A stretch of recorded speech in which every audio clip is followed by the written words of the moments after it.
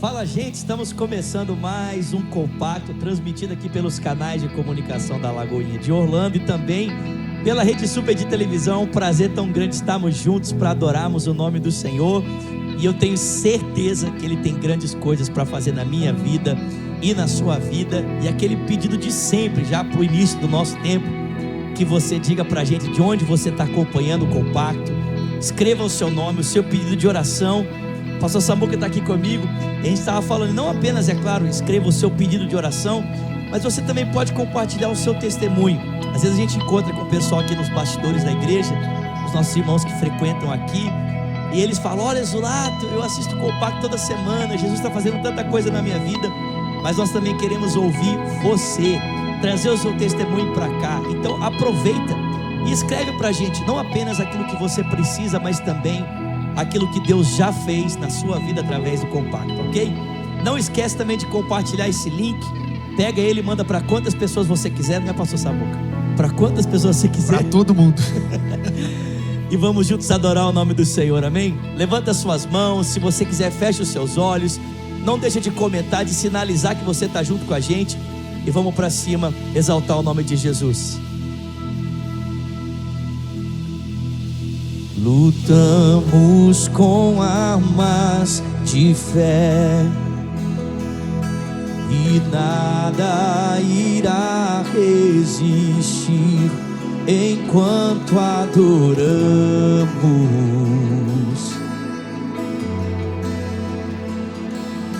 Em meio às tribulações, o nosso Deus é vencedor, nós o adoramos. Erga sua voz, erga suas mãos e cante a Ele. Vitorioso és, na tempestade estás, teu nome infalível é. Os reinos vêm e vão, teu trono assim está, teu nome imutável é. O inferno não prevaleceu e nada irá resistir. Eu adorarei.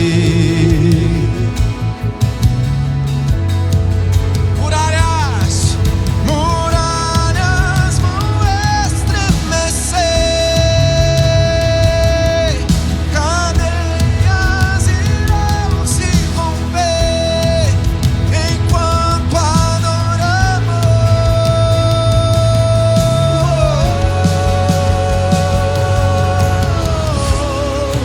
Vitorioso és, na tempestade estás, teu nome infalível é. Os reinos vêm e vão, teu trono acima está, teu nome imutável és, imutável é. Vamos erguer nossas mãos a Ele, levantar a nossa voz para dizer que Ele é imutável, és incomparável, Senhor. Oh, oh. Como um trovão, impetuoso, poderoso és, grandioso és, que vem ao céu, nós proclamamos. Poderoso és, grandioso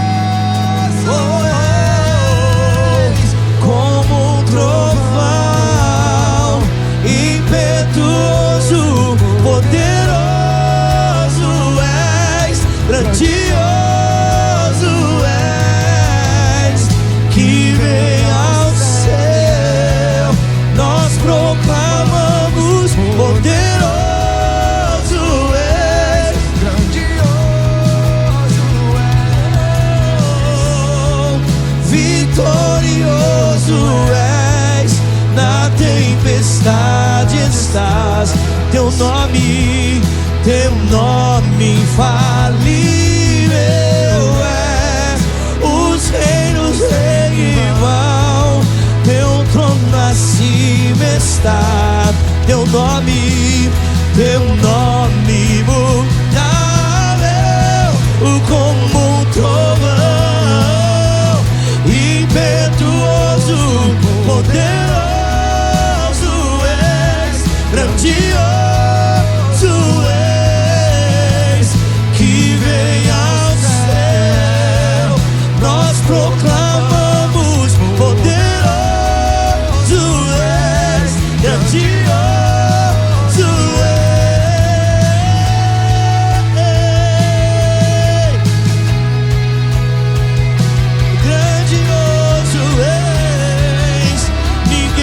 Compara a ti, Senhor. Quão grande és tu, quão grande és tu.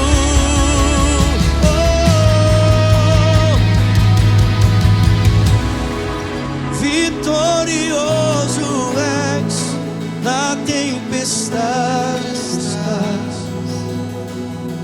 Teu nome.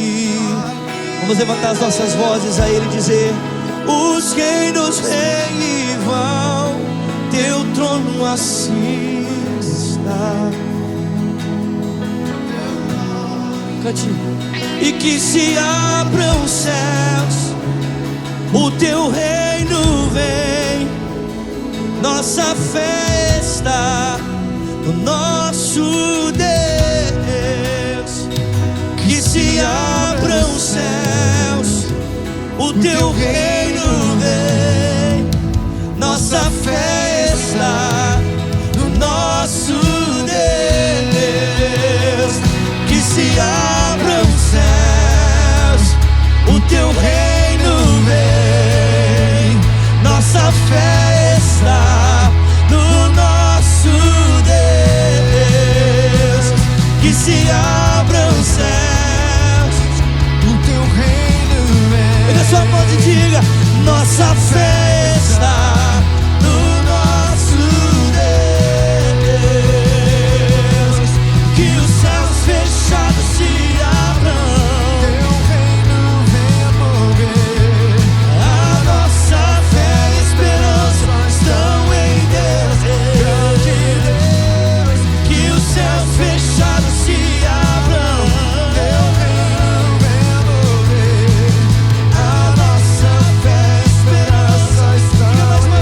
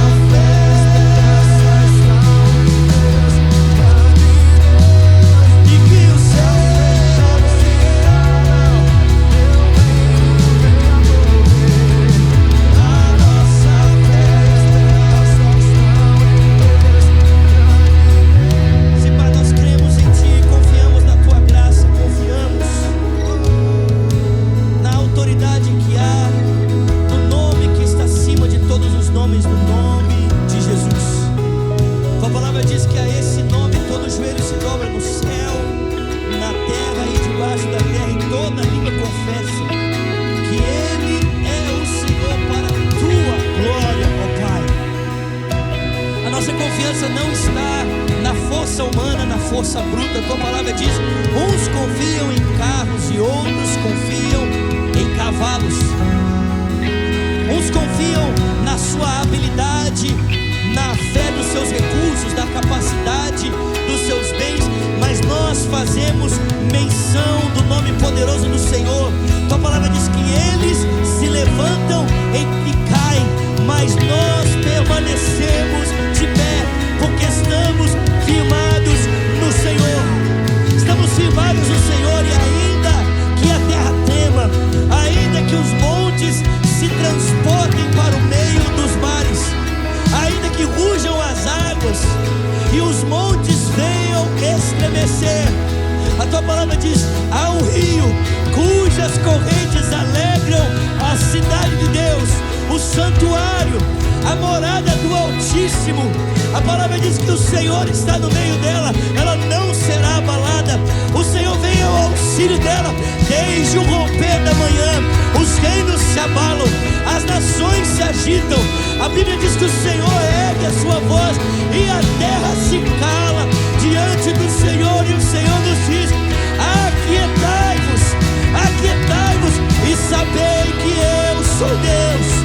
Serei exaltado entre as nações, serei exaltado na terra. O Senhor dos exércitos está conosco. O Deus de Jacó é a nossa torre segura. Confiamos em Ti, confiamos em Ti.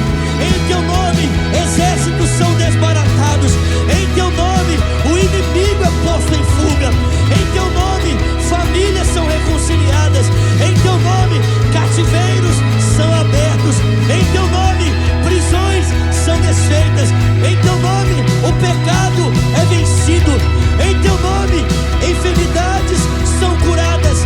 Em Teu nome salvação é recebida, transformação é experimentada. Confiamos em Ti, Jesus, confiamos em Ti. Seja o Senhor toda a honra, seja o Senhor toda a glória, seja o Senhor todo o louvor, a nossa adoração. E enquanto Te adoramos, libera o Teu Espírito, que Ele tenha liberdade para fluir no nosso meio, trazendo saúde, esperança, vida, restauração. Pai, coloca nos nossos lábios, pela experiência que temos vivido contigo, um novo cântico, um cântico de louvor, que muitos verão, ouvirão, temerão e confiarão no Senhor. Faça isso, faça isso, faça isso. Enquanto Te adoramos, declaramos que os céus fechados se abram. Teu reino venha mover. A nossa fé e esperança estão em Deus, e que os céus fechados se abram. Teu reino venha mover. A nossa fé e esperança estão em Deus, grande Deus.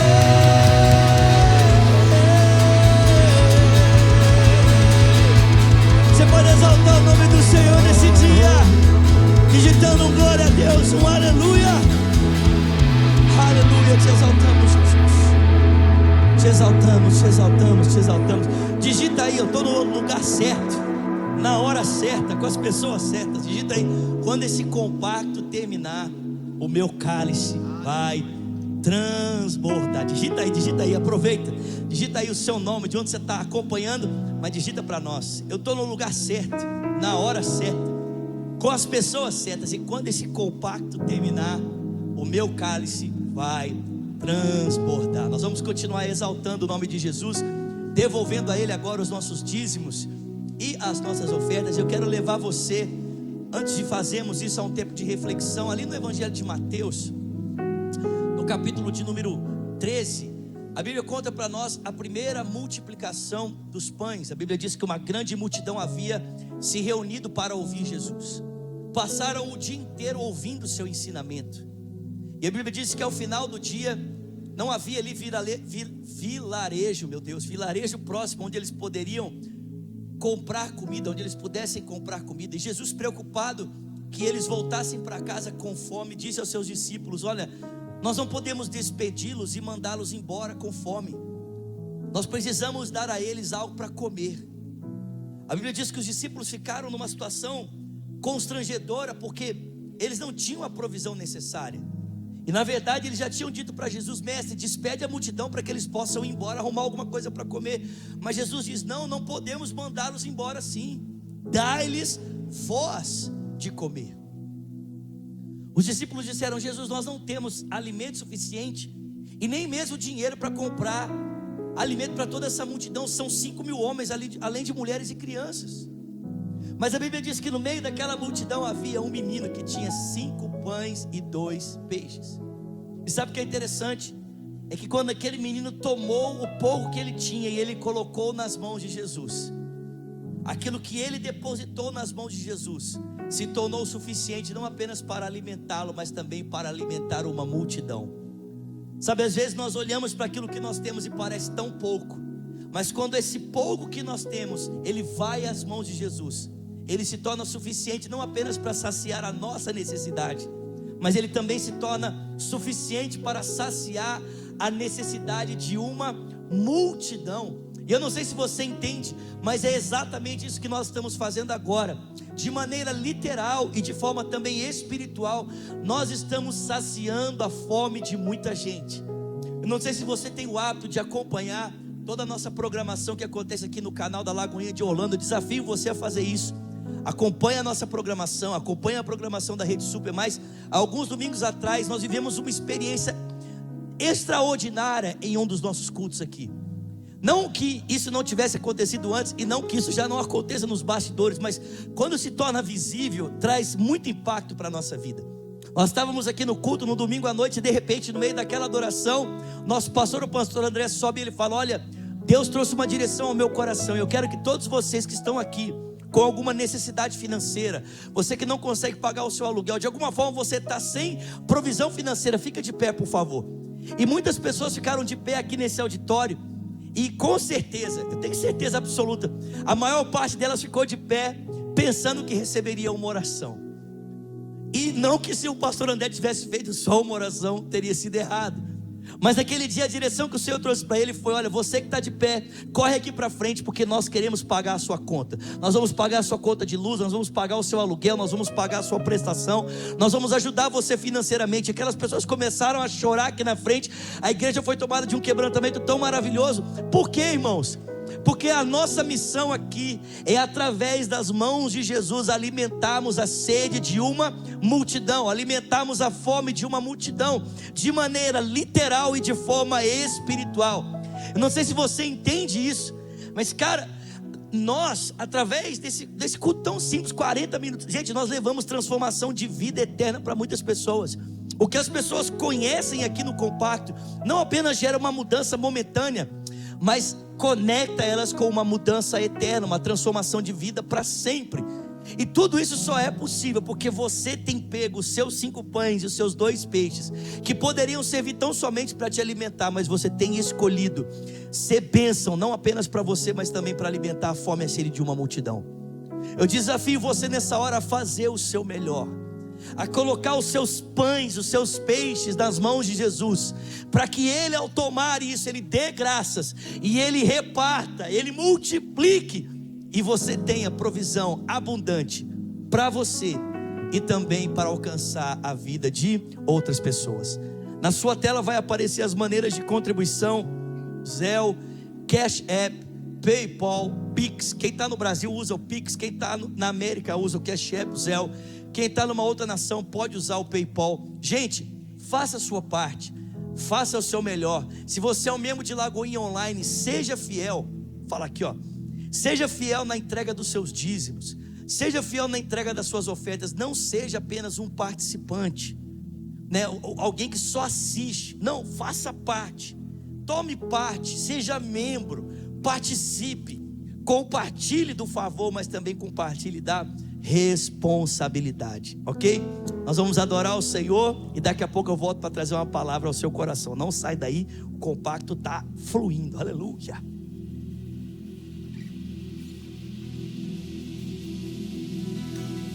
Jesus, em tua presença reunimos-nos aqui, contemplamos tua face e rendemos-nos Rendidos a ti, pois um dia a sua morte trouxe vida a todos nós e nos deu completo acesso ao coração do Pai.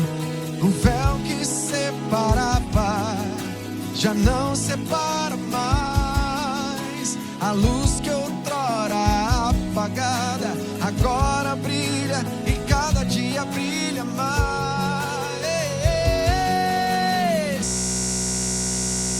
Adorar e fazer teu nome grande e te dar o louvor que é devido. Estamos nós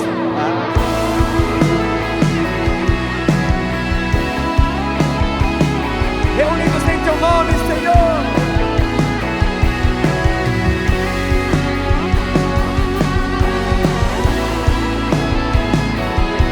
Não há melhor lugar para estarmos senão na tua presença. Celebramos a tua grandeza, Deus. Vamos. Jesus, em tua presença, reunimos-nos aqui, contemplamos sua face e rendemos-nos a ti, pois um dia a sua morte trouxe vida a todos nós e nos deu completo acesso ao coração do Pai. O véu que separava já não separa mais. A luz que outrora apagada agora brilha e cada dia brilha mais. Vai, Samu, vai! E só pra te adorar E fazer teu nome grande e te dar o louvor que é devido. Estamos nós aqui e só pra te adorar e fazer seu nome grande e te dar o louvor que é devido. Estamos nós aqui.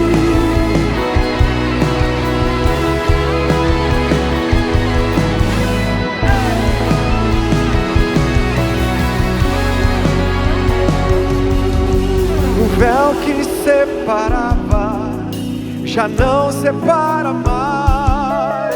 A luz que outrora apagada agora ela brilha e cada dia brilha mais.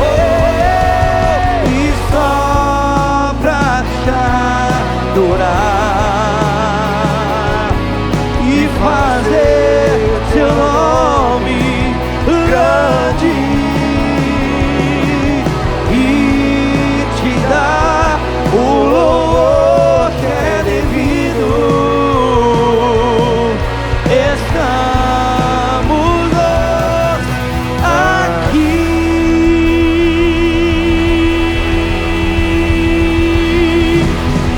Aleluia! Vamos pra cima. Maravilha. Eu quero começar esse mês de outubro começando, e eu quero aproveitar essas próximas semanas para trabalhar com você um tema muito importante, que é o que Cristo pensa da igreja. Digita aí nos comentários para mim, o que é que Cristo pensa da igreja? E é exatamente isso que nós vemos ali nos primeiros capítulos de Apocalipse. Apocalipse capítulo 2 e Apocalipse capítulo 3. No capítulo 1 nós temos uma revelação clara, tanto do contexto em que João se encontra, quanto da pessoa que fala com ele. Uma revelação clara do Cristo glorificado. Aquele Cristo que antes disse aos seus discípulos que não sabia o tempo e a hora em que o Pai se revelaria, o tempo exato da sua volta. Esse Cristo agora, após a experiência da morte e da ressurreição, exaltado ele à direita de Deus, ele tem consciência plena de todos os planos e propósitos do seu Pai, e ele sabe que o tempo se aproxima, e é por isso que ele chama João, preso em uma ilha chamada Pátimos, para revelar a ele, a João, todo o seu conselho, a forma como os eventos do tempo presente e ainda os eventos futuros irão se configurar. Mas antes propriamente de entrar nos assuntos que diz respeito à revelação, à manifestação dos planos de Deus na história, Jesus então vai descrever para João a sua opinião sobre a igreja do seu tempo.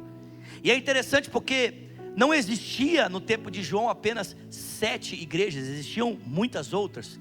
Mas nós sabemos que 7, dentro da estrutura do livro de Apocalipse, ela representa a perfeição. O 7 diz respeito ao número perfeito, o número da completude. Ou seja, nós podemos entender que aquilo que Jesus disse às 7 igrejas daquele tempo, elas falam, elas trazem para nós a totalidade da mensagem do que Jesus precisava falar com aquela igreja, mas também com todas as igrejas da história. Ou seja, se nós juntarmos as 7 igrejas e observarmos a mensagem de Cristo ali, nós teremos acesso à opinião de Jesus, não apenas sobre a igreja daquele tempo, mas também teremos a opinião, a forma como Cristo pensa da igreja nos nossos dias.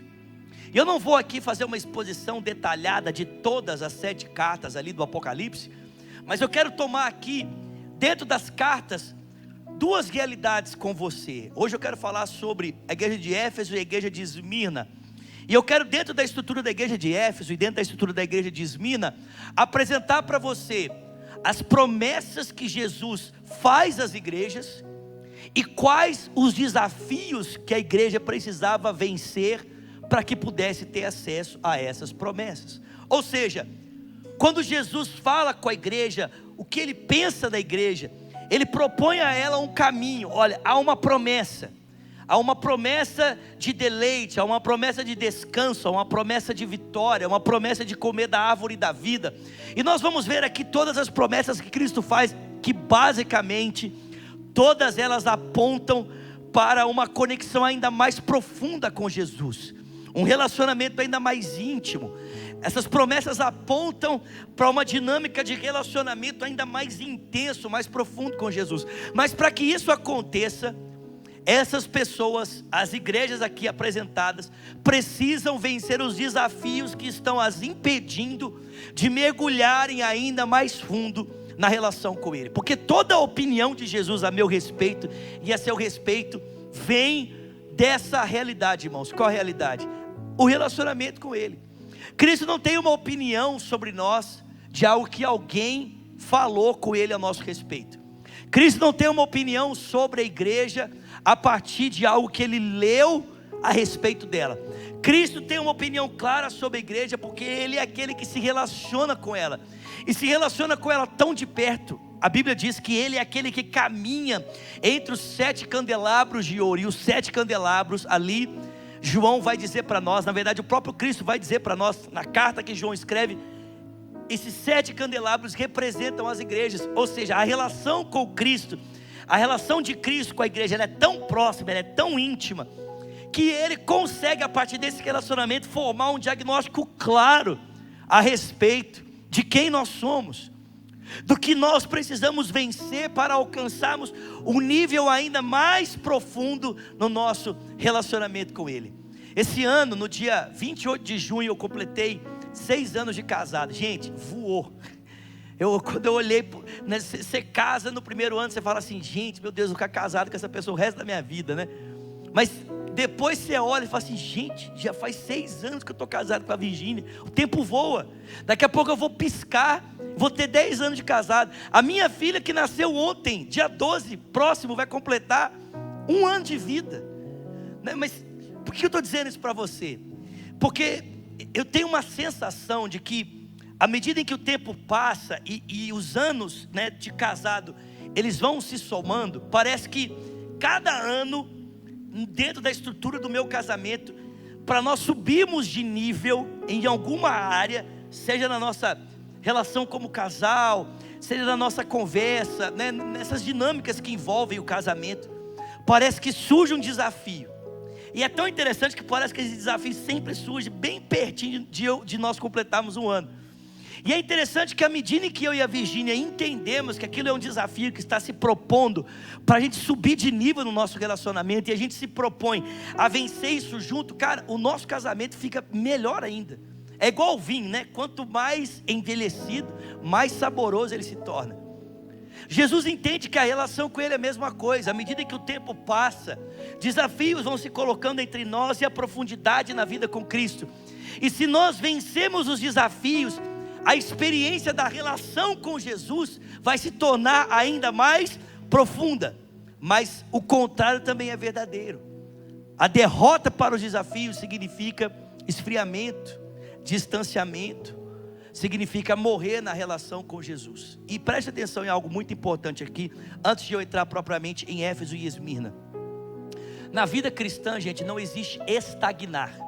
Talvez você já tenha ouvido alguém falar assim: eu estou estagnado na minha vida com Deus. Não existe estagnar. Ou nós estamos avançando, ou nós estamos retrocedendo. Estar parado é sinal de retrocesso, porque a expectativa de Deus para nós é o crescimento do relacionamento com Ele. E esse crescimento se dá exatamente pela vitória aos desafios que se colocam entre nós e a nossa relação com Ele. Mas se nós estamos recuando, sendo vencidos pelos desafios, ou se diante deles estamos parados, isso já é sinal de retrocesso. Então eu estou aqui com você nesse dia para dizer para você: Deus não fez você para retroceder. Nós não somos os que retrocedem, mas aqueles que perseveram e caminham em direção à salvação. Você está comigo nesse dia? Digita um glória a Deus, um aleluia aí. Olha só, em Apocalipse capítulo 2, Jesus vai dizer a promessa que Ele tem para essa igreja no verso 7. Apocalipse 2:7, Ele fala assim: aquele que tem ouvidos ouça o que o Espírito diz às igrejas. Ao vencedor darei o direito de comer da árvore da vida, a árvore que está no paraíso de Deus. Bom, você sabe que essa árvore da vida faz referência direta ao jardim do Éden. Aquela árvore que Deus havia colocado no meio do jardim, que poderia trazer ainda mais profundidade e permanência naquele lugar que Deus havia separado para Adão e Eva, para a íntima comunhão com Ele, para que eles nessa relação com Deus aprendessem a representar Deus para todo o restante do mundo à sua volta.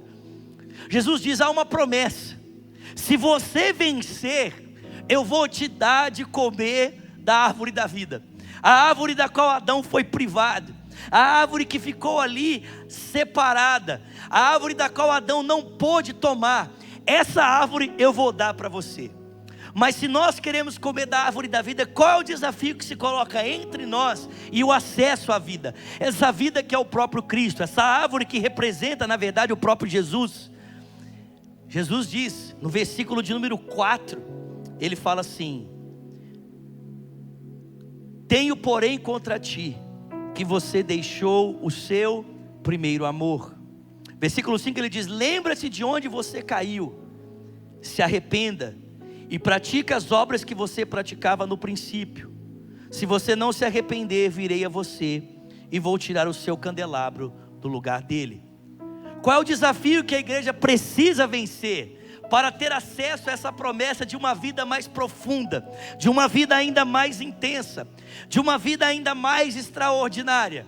Jesus diz: você precisa vencer a frieza espiritual, você precisa vencer a apatia, você precisa vencer essa falta de um amor genuíno, que veio a essa igreja com o passar do tempo. Gente, se você ler depois, você vai ver que não faltava dinâmica espiritual para essa igreja, não faltava leitura bíblica, não faltava vida de santidade, não faltava conhecimento das escrituras, uma ética saudável, operosidade no trabalho, não faltava nada disso.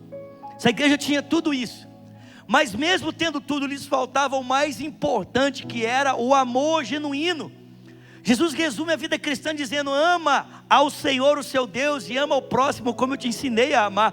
Gente, se nós tiramos o amor da vida cristã, sabe o que é que sobra? Sobra só religiosidade, sobra só experiência morta. A gente é como sepulcros caiados, como Jesus descreve em Mateus capítulo 23 ou Mateus capítulo 24, bonitos por fora, mas podres por dentro. Jesus disse: se você quer ter acesso a uma vida mais profunda, se você quer ter acesso à árvore da qual Adão foi privado, se você quer ter acesso a essa qualidade de vida que pode transformar a sua história para sempre, você precisa vencer a frieza, a apatia, você precisa vencer essa falta de paixão, essa falta de amor. O seu coração precisa voltar a queimar. Volta para o lugar onde você caiu, se arrependa, torna a praticar aquilo que você praticava no princípio, porque assim você vai poder voltar a ter acesso à vida de verdade.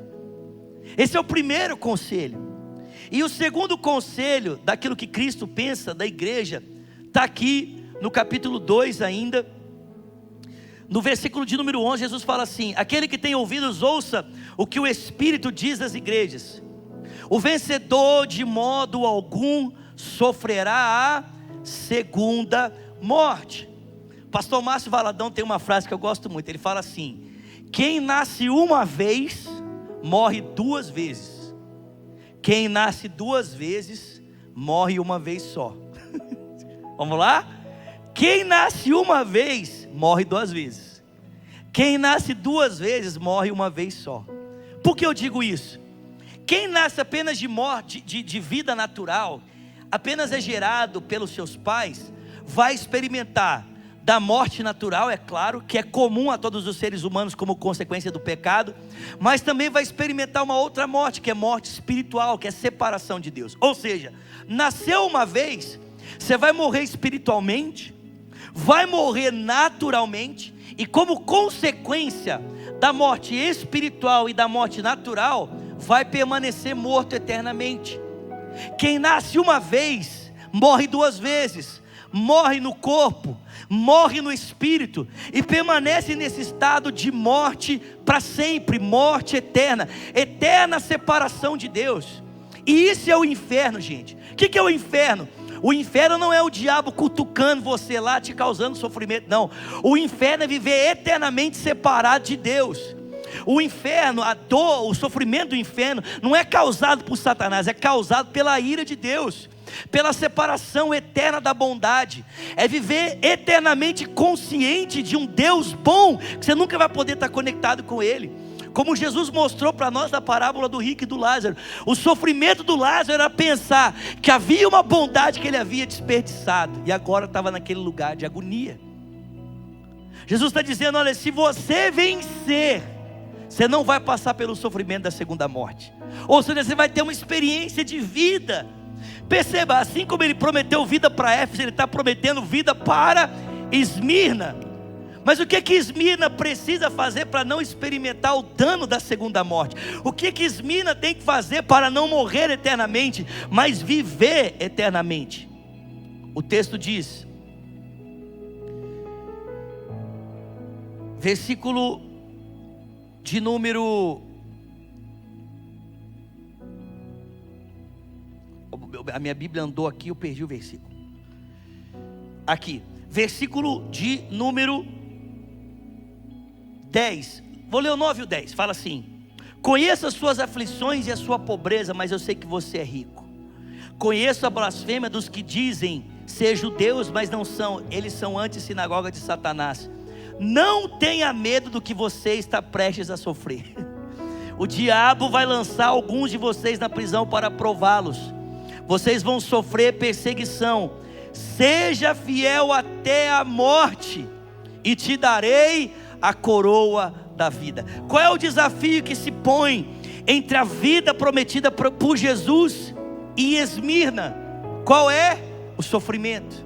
Não tenha medo do que você vai sofrer. Não tenha medo da dor que o diabo pode causar a você. Não tenha medo das cadeias. Não tenha medo das prisões. Não tenha medo do sofrimento. Não tenha medo da blasfêmia. Não tenha medo de qualquer sofrimento que você pode experimentar pela causa de Cristo. Não tenha medo, fica firme.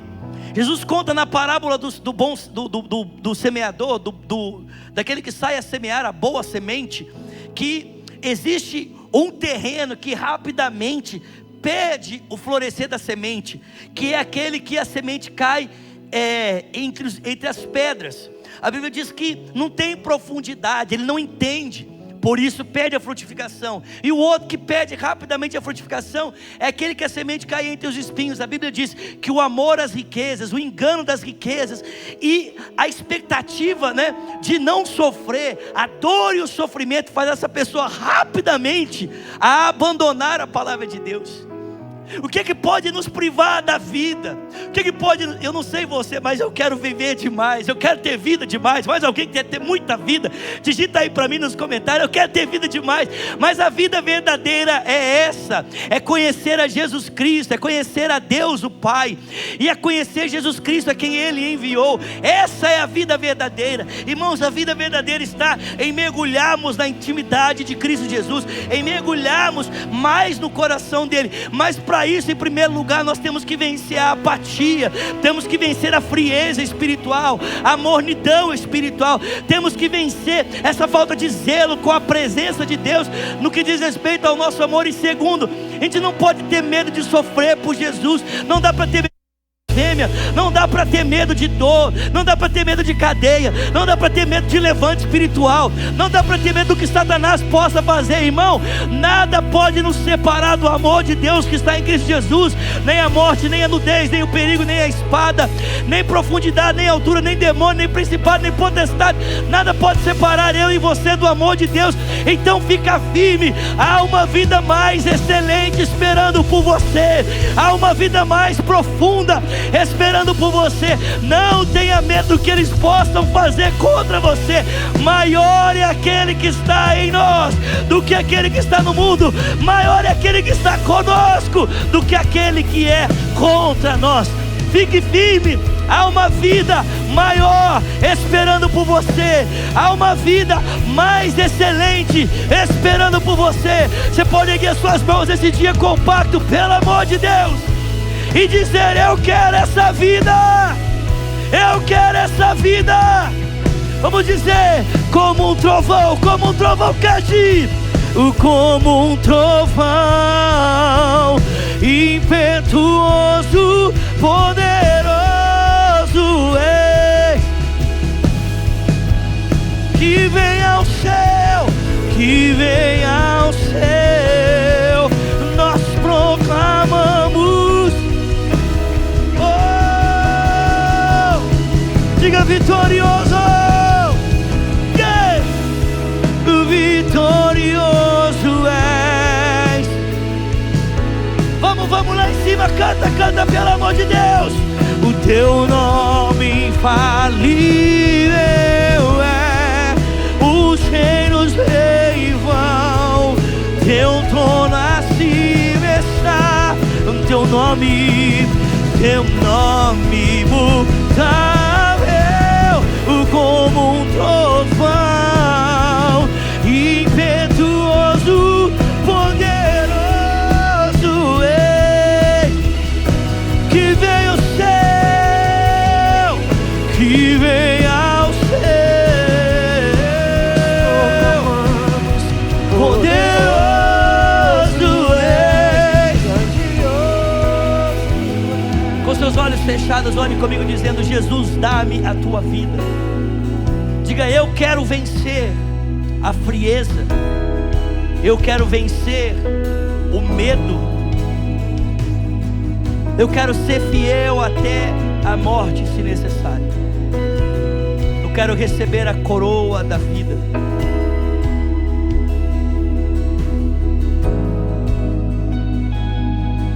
Um dia Jesus disse aos seus discípulos: olha, não tenham medo daqueles que podem ferir o corpo ou roubar os bens,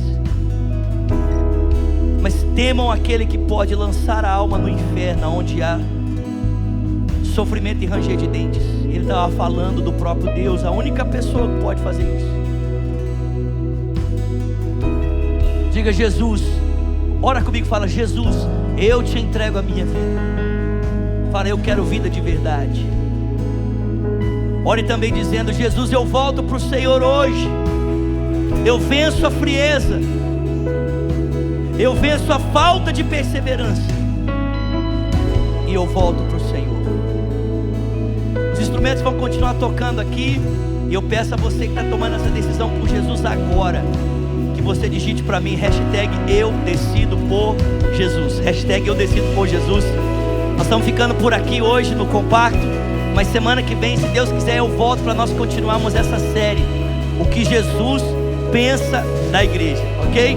Deus abençoe você. Digita para nós, Lafa, Gibão, Ryan, Samuel. Nós vamos continuar tocando aqui, e eu espero o seu nome, ok? Queremos entrar em contato com você. Deus te abençoe, até semana que vem, se Deus quiser. Um grande abraço, valeu, até lá. Fui!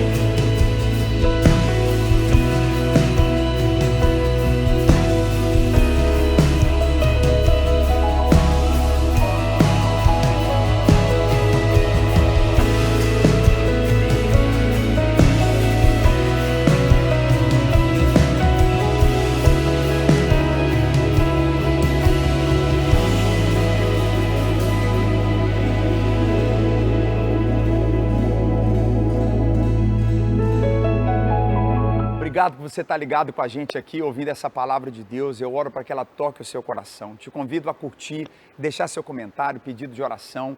Deixa a sua oferta, a devolução do seu dízimo, agradecendo a Deus por aquilo que Ele falou com você. E continua com a gente aqui, ligado na Lagoinha Orlando Church. Deus te abençoe.